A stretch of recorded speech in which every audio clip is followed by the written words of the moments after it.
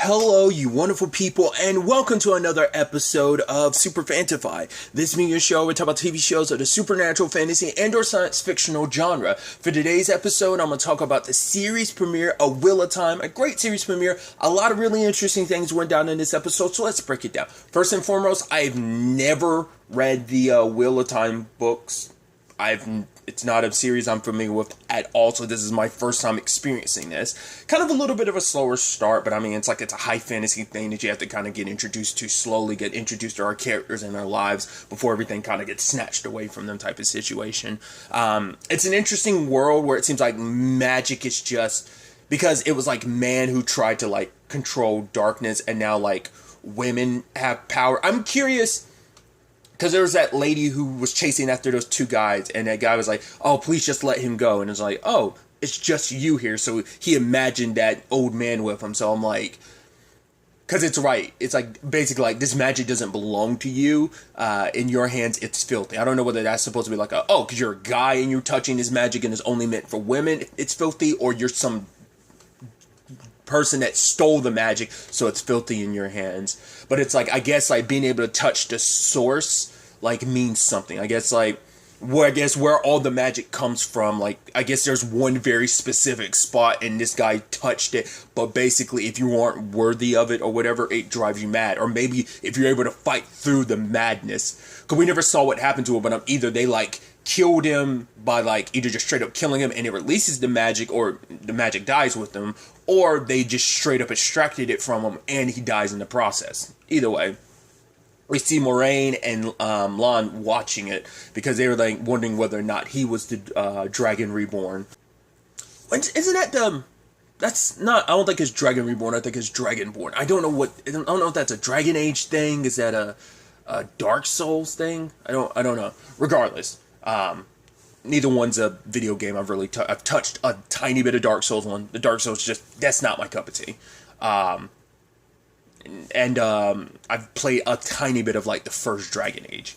Regardless, tangents and all that aside, her next stop is to a place called the Two Rivers, and that's where like most of this episode ends up taking place, where we just get introduced to like, we're just jumping in the middle of so many different people's lives. There's the Egwene situation, her becoming like, what is it, like a woman of the circle. I guess that's like a sisterhood in their village or something, because it doesn't necessarily, it's not connected to what Moraine is, because she's I'm going to butcher it, Air Sedare. They're like these powerful magic wielders. I'm wondering, is Moraine one of the few out and about? Because they talk about like the Air Sedares, like they're just like women in a tower. It's just like you watch the world high above in your tower where nothing affects you. You just watch it, but they have this power. They have these rings. So I'm wondering, is a ring the only way they can do magic? Once again, these are just these are questions I'm asking. I know I'm probably eventually going to get an answer to, but it's just like, these reviews are just me like letting you know kind of my thought process about certain things. But I'm curious to the rings, because it seems like that's the focal point of the magic. Like, can they use magic without it, or is it just make it so that the ring makes it so they can fully control it? Does a ring make it so they can tap into the source? Like, because you always wonder with magic, because it depends on what series you go by, because magic sometimes it's like, oh, it's free. It's not that big of a deal to use magic. I mean, it's powerful and crazy and stuff like that. And in other cases, it's like magic comes at a cost. So like, what does it do? Shorten your life? Do you actually have a limited amount that you can store up at any time? I mean, I'm sure like the more magic you use, the more of a toll it takes on you. It seems like, obviously she gets exhausted after a while. So it's like probably like burning through your own stamina. But like, I wonder, does magic have its own stamina? Do you have a limited supply with you and you have to recharge after a while? Because when we actually see her get into the magic, which we'll jump back to more later on, it seems like she's full-blown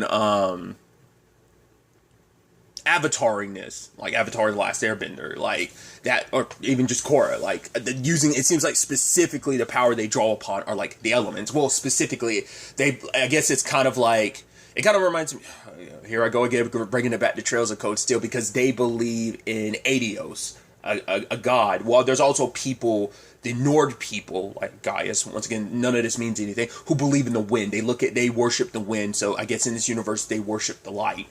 And because it's like, oh, bless the light, so.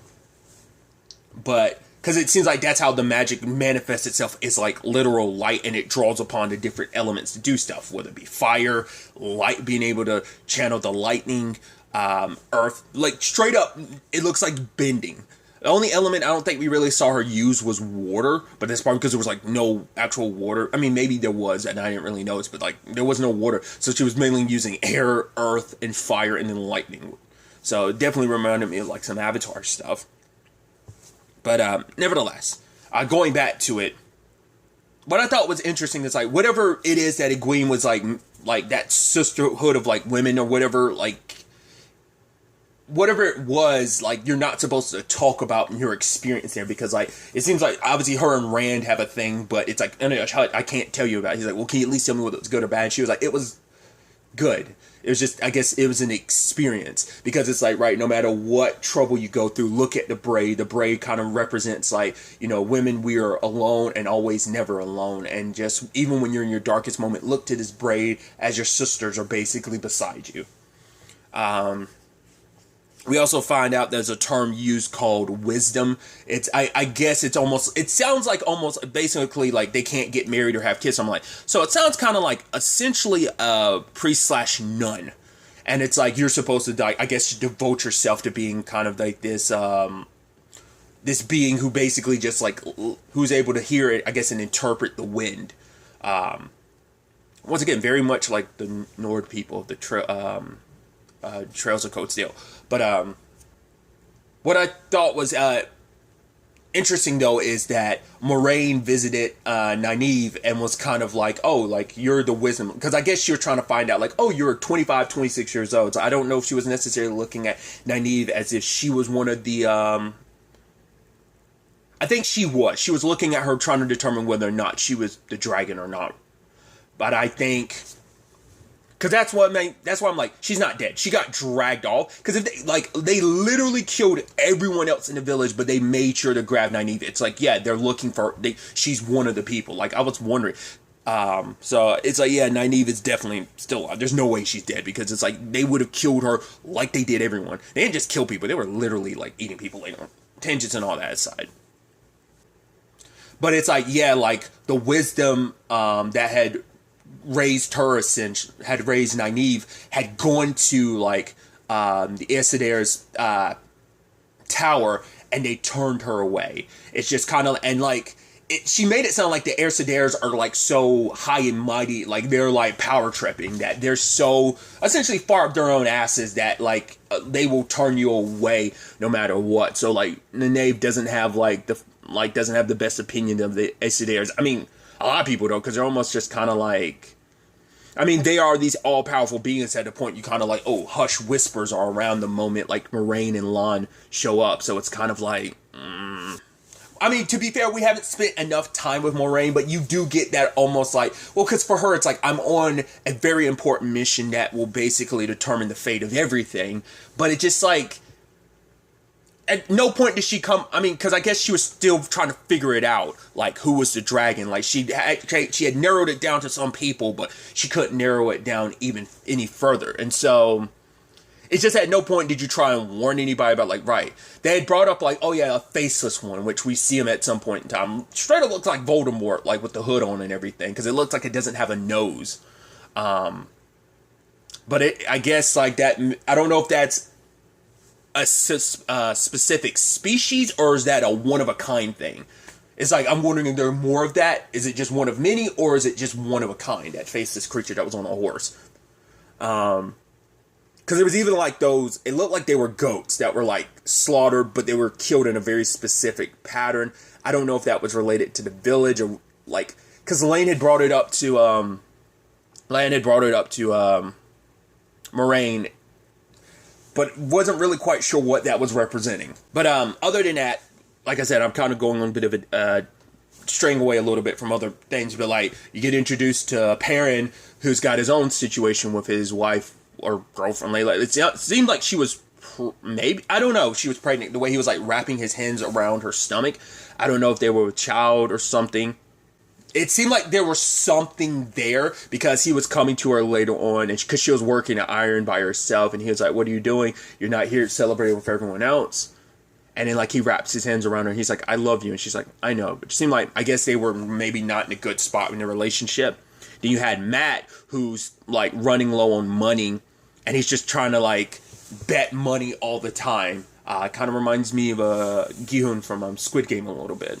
Even to the point he stole, like, something from someone that was kind of, like, potentially a friend or whatever, and he sold it to Patton, who's kind of, like, the local merchant. He's like, oh, I could give you this much, enough to get, like, 3 lanterns. That's about it.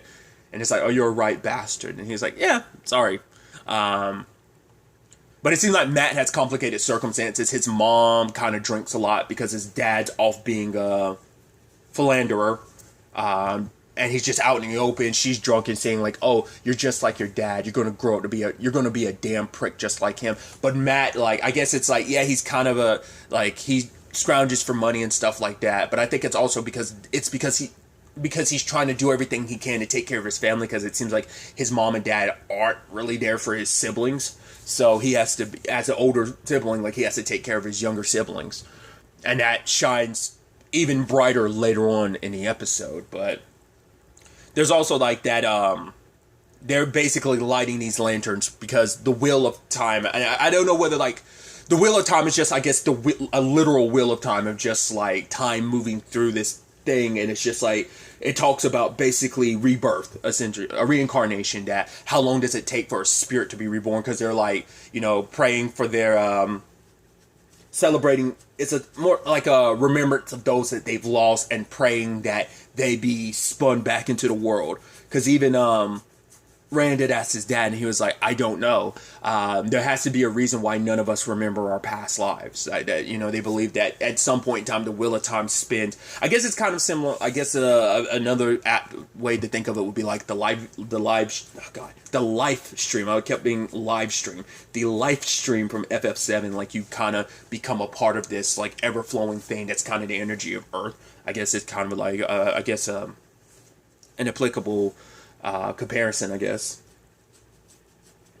But the celebration was cut short when Home Dude, I thought it was just an arrow. I was like, oh man, dude got an arrow out to the back out of nowhere. Oh no, it's a full-blown axe stuck in his back. Cool. And the Trollocs show up, which I look at the name Trolloc, I'm like, I guess a version of a troll, essentially. But I thought it was interesting that the people of that village don't know what's there. But Moraine kind of brings it up later on that Two Rivers is one of those villages that, like, keeps itself separate from the world. It's like you thought you could just people could live here and just forget about pretend like what's happening in the outside world isn't going to affect them too. So I guess it's kind of like such a secluded village that it has its own lane of things, its own way of running things. But yeah, the Trollocs run through people, and once again, not just killing people. It seemed like they're straight up eating people at points in time. But I do like that it ain't just like a lot of people. Some people end up just getting it hard, but a lot of people do end up fighting back. Like Rand's dad. He pulled out a very specific sword. It looked like it might have had like a swan on its emblem of like a little above the hilt of the blade. It looked like there was some kind of, it looked like a bird. I can't remember if it was necessarily a swan, but I was like, that's very specific, and they made sure to show that. Like, I'm surprised Rand didn't have any questions. Like, it's just like, oh, my dad had this sword, and it was just stashed away. There was even that point later on with the group that Egwene was a part of. They all got together, and they're like, oh, you want a piece of this? And they all, like, came together and just stabbed the hell out of a Trolloc with, like, some pitchforks. You're like, damn. He got it hard.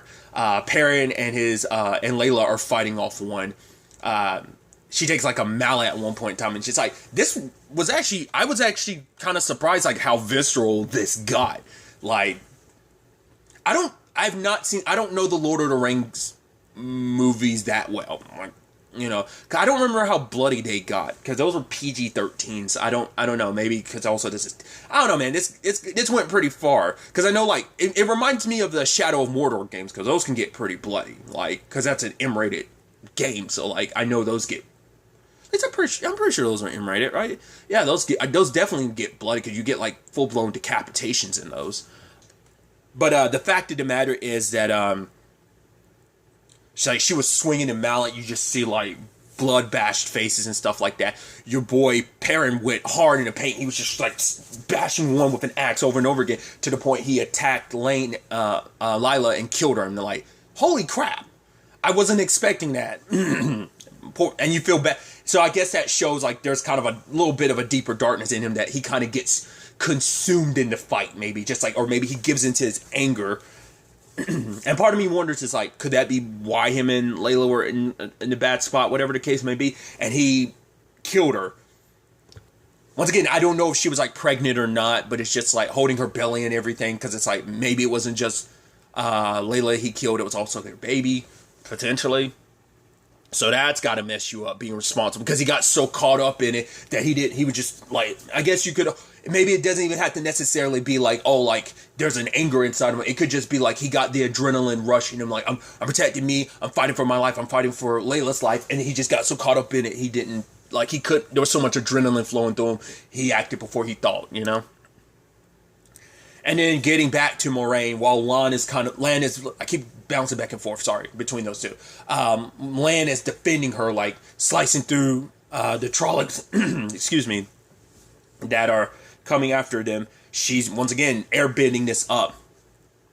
Well, not just airbending it up, just avataring it up. But the fact of the matter is, she, like, straight up ripped one in half, and you saw its guts flying out. Like, that's why I was like, I didn't expect it to get that visceral.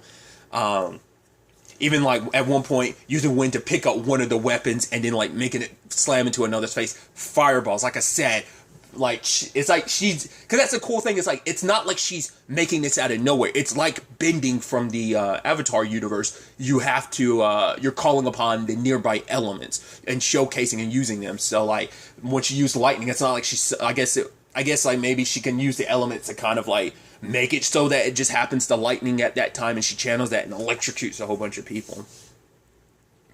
But at one point in time, she just, because at first when she was like gathering energy, I was wondering, like, I almost expected the fires to dim, but I guess it's not. I guess like you're drawing, and because at first I thought she was drawing energy even from the rocks of the buildings and stuff like that, but it's like no, like she's like drawing the actual stone from the buildings, and then she starts like throwing it like bullets at the Trollocs, the large sum that were like coming towards them, while Lan is behind her like cutting down anything that comes towards her. It's all over. Obviously Rand's dad got touched by the Trolloc poison, so Rand's trying to get him back to the village, and it's just like nothing but death and destruction. Matt had found his siblings because his mom was like, oh, they were just here. It's just like, yeah, he made sure to protect his siblings, and he brings them back, and then she's like, oh, thank the light, my babies. It's kind of like, I don't know. It's just, I think it speaks volumes that Matt had to be the one to protect his siblings, and that's kind of the sucky thing if he's not around, like, you know, what will befall his siblings, because his mom isn't in the best place, and their dad kind of doesn't give a crap. He's off doing his own thing, so. But at the end, Moraine helped, but obviously Rand's like, why is it that they show up, like, after you show up? It's like, because they were here for the same thing. One of you is the Dragon Reborn, and they will come back to this village. If you do not leave with me now, I have to get whoever it is, I have to get y'all to the tower, to my sisters, so we can figure it out and stop. Like, you know, the Dark One is basically rising again. Because this all came about because people back then tried to control, like, cage the darkness, and it broke the world, essentially. So now they have to leave behind their home, you know, Perrin, Matt, Egwene, and Rand, and I believe, I would think Nynaeve would kind of fall in that category too, because once again, she's not dead. They took her away for a specific reason, but like there's a whole army of the Dark One's army, the Trollocs, coming, so they have to leave, or everyone, this entire village will be wiped from history if they don't leave now, so. And it is, even to the point, Matt's like, oh, you must be out your mind, like, are you crazy? But it's, you know, even she chuckles, being like, it is what it is, type of thing, so. Because I was about to say, like, oh, you are kind of just taking her at her word, but it's like, right, she did help save people, so it's like, right, she is, you know, the Aesir's, they wouldn't just do whatever, you know, without reasoning. So if she's saying something's true, like, you kind of have no choice but to believe it, you know, so they end up having to leave their village and their families behind. Perrin obviously didn't have much to leave behind, and I'm curious whether he's going to open up to the others about what he actually did, or is he just going to be like, no, the Trolloc did it. Either way, you can't. It's like the guilt will prevent him. Either the guilt will consume him either way, whether it's just like whether he just says, oh, the Trollocs did it, or whether he admits that he did. The guilt will eat him alive either way. So we'll see how that plays out. But I did like that thing at the end, basically, of almost like it's like, right, when it comes to the Wheel of Time, there is no beginning, there is no end necessarily, but this is a beginning. Because it's almost like, I guess, like, that's been coming up a lot lately, just like the Ouroboros of it all, like, the ending is the beginning is the end, like, you can't really tell which one's which, type of situation. So, like I said, a really interesting start to the series.